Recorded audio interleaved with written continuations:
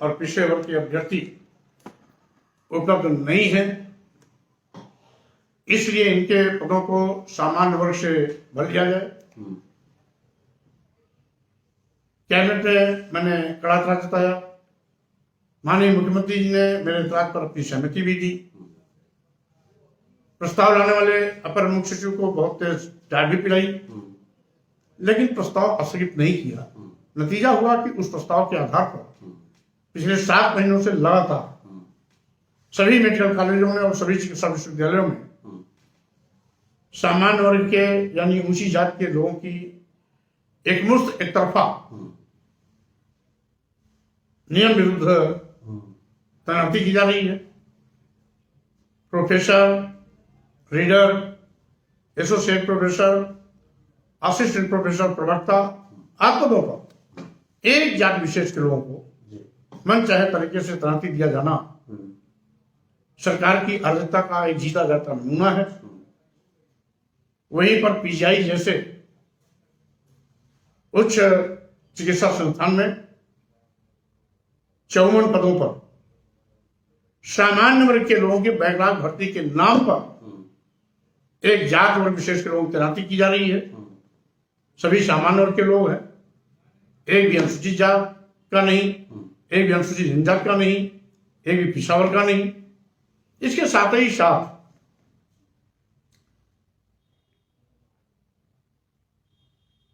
गोविंद वल्लभ पंत में इस प्रकार की शिकायत पहले भी आ चुकी है। अन्य विश्वविद्यालयों और शिक्षण संस्थाओं में इस प्रकार की अनियमितता की शिकायत आए गए दिन रोज होती है। जितनी भी योगी सरकार में परीक्षाएं हुई हैं, पेपर लीक हो जाना, हर जगह पेपर लीक हो जाना, आवेदन करने वाले आवेदकों पर, नौजवानों पर पुलिस की लाठी चलवाना, उनके हौसले को तोड़ना, हॉस्टल का दरवाजा तोड़ करके जबरदस्ती उनकी पुलिसिया पिटाई करना आदि योगी सरकार की बर्बरता, निर्दयता और साथ ही साथ इनकी गंदी सोच को दर्शाती रहती है। और इसके साथ ही साथ आज पूरे प्रदेश में जहां एक और दलितों और पिछड़ों का हक अजगर की तरह सरकार निकल रही है, वहीं पर बेरोजगार नौजवानों को नौकरियां देने के बजाय पुलिस की लाठियां भरवा रही है।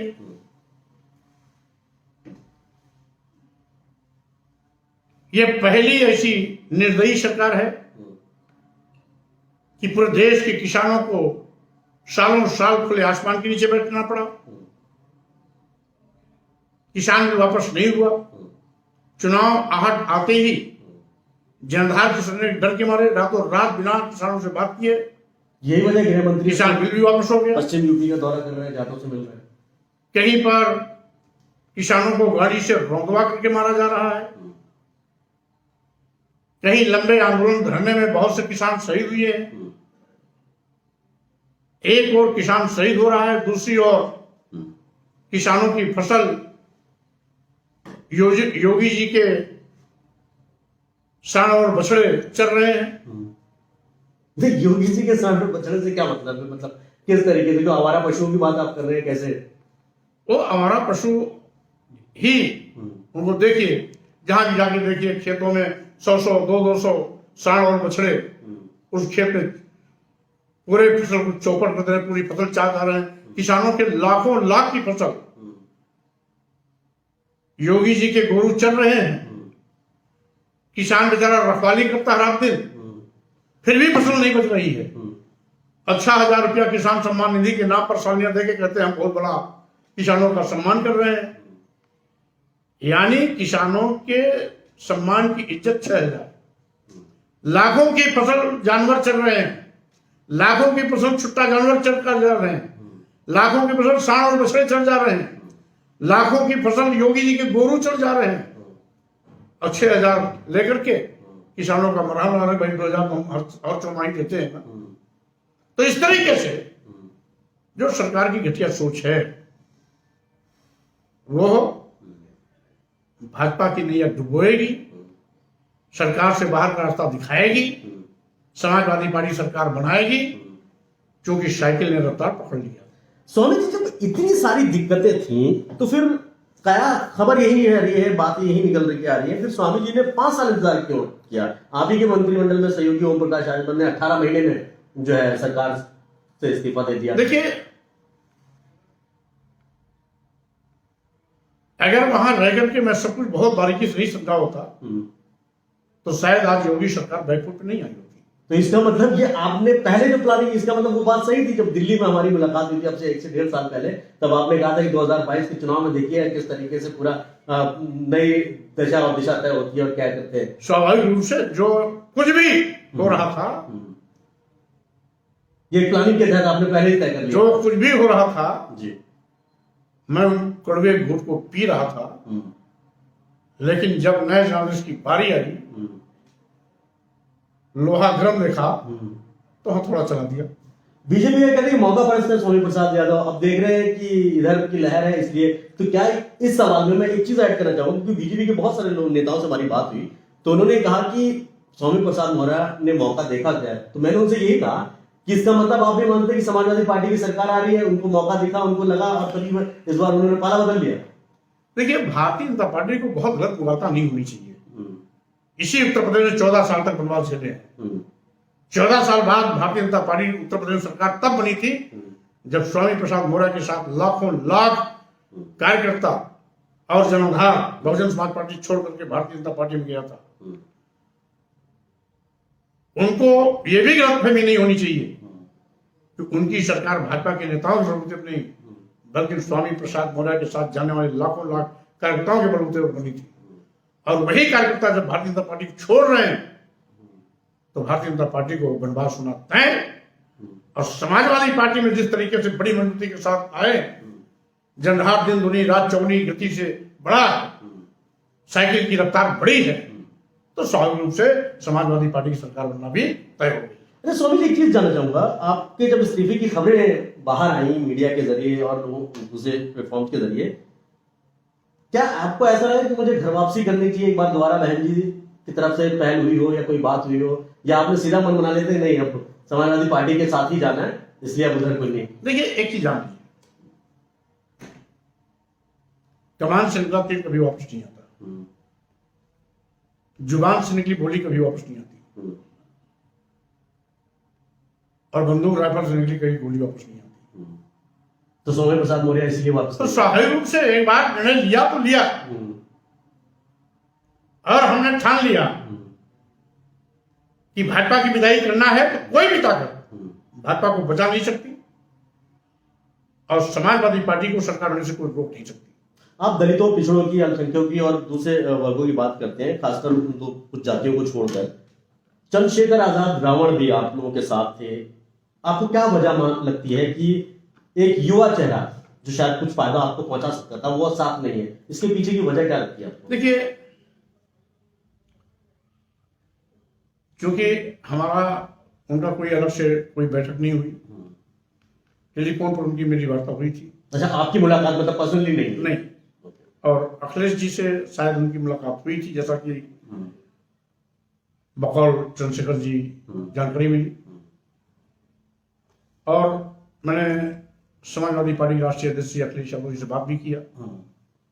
उन्होंने कहा मैं उनको सम्मान देना चाहता हूं,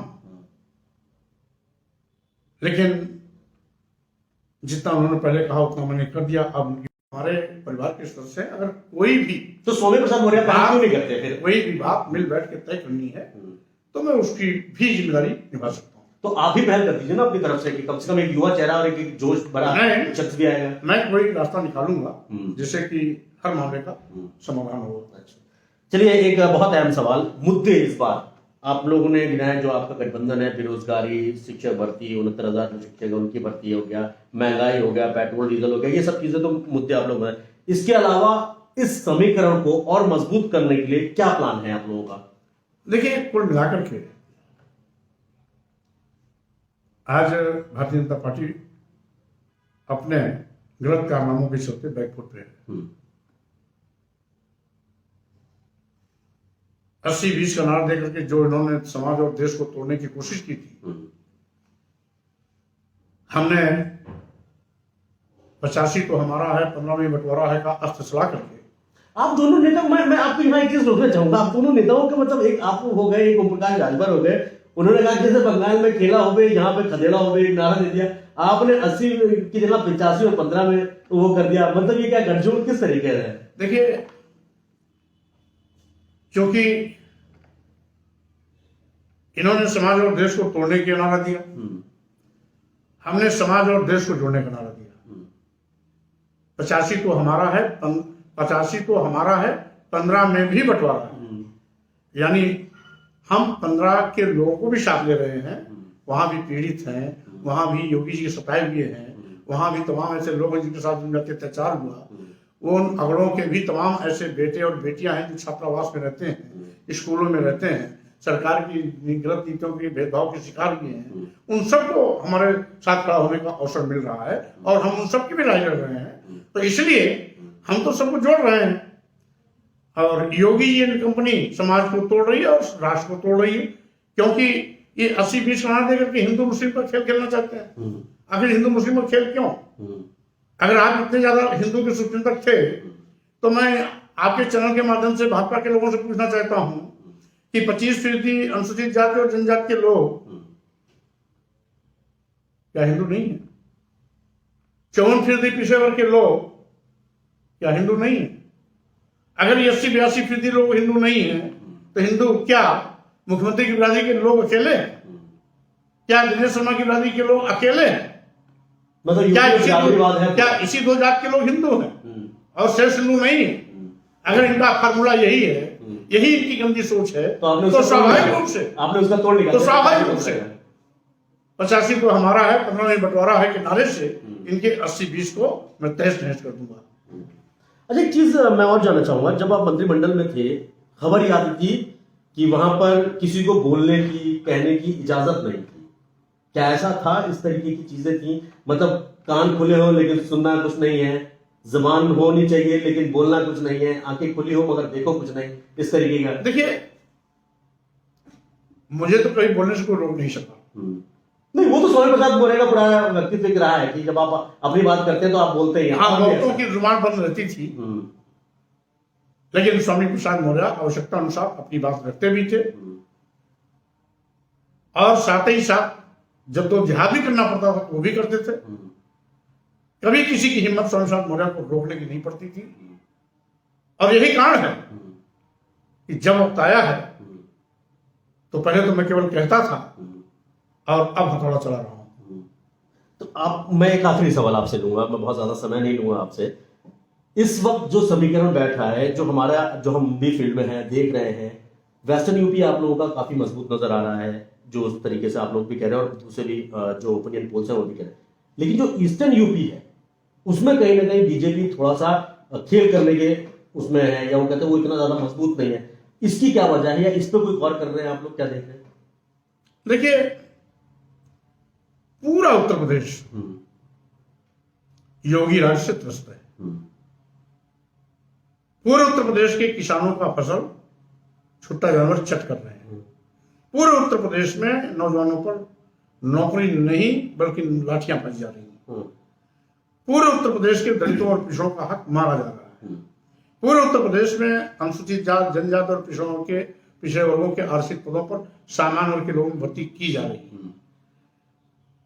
पूरे प्रदेश में जो नंगा नाच हो रहा है, जात विशेष के लोगों की जनजातीय अत्याचार हो रहा है, कहीं हाथरस में हमारी वाल्मीकि बेटी के साथ सामूहिक बलात्कार और तथ्यों को छिपाने के लिए सरकार का पाप, तेल छड़ करके जला देने की घटना, वहीं पर उन्नाव में 2 ऐसी घटनाएं जिसमें दलित और पिछड़ों की बेटियों के साथ सामूहिक बलात्कार, आग लगा के हत्या कर देना, वहीं पर अभी लखीमपुर खीरी में जिस तरीके से नंगा नाच हुआ, मंत्री के संसद में किसानों को रौंदना, एक पत्रकार भी उसका हुआ शिकार।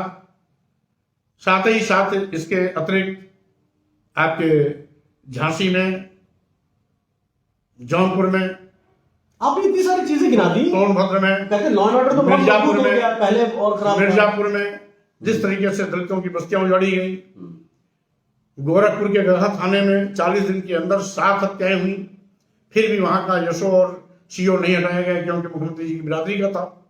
तो स्वाभाविक रूप से ये सब नंगा नाच उत्तर प्रदेश की जनता देख रही है। इसलिए उत्तर हो या दक्षिण, पूरब हो या पश्चिम, हर जगह से भाजपा का सफायत है। आप कितना जो है सीट मांग रहे हैं? अखिलेश यादव तो 403 पूरे सीटें हैं उत्तर प्रदेश में। आपको क्या लगता है कि आप लोगों के अपने ग्राउंड रिपोर्ट क्या है? देखिए, उत्तर प्रदेश की जनता अखिलेश यादव जी के नेतृत्व में समाजवादी पार्टी सरकार बनाने जा रही है। भाजपा को अपनी पुरानी हैसियत पे पहुंचाने का काम कर रही है। 2017 के पहले भारतीय जनता पार्टी का आंकड़ा था संभवतः 42 विधायक का। इसलिए अब इनको हम 50 विधायक के नीचे समेट करके इनको पुरानी हैसियत पर ले जाने का काम करेंगे। और जिस तरीके से पहले राजनीति में हाशिए पर थे, उसी तरीके से फिर से राजनीति हाशिए पर दिखाई पड़ेगी।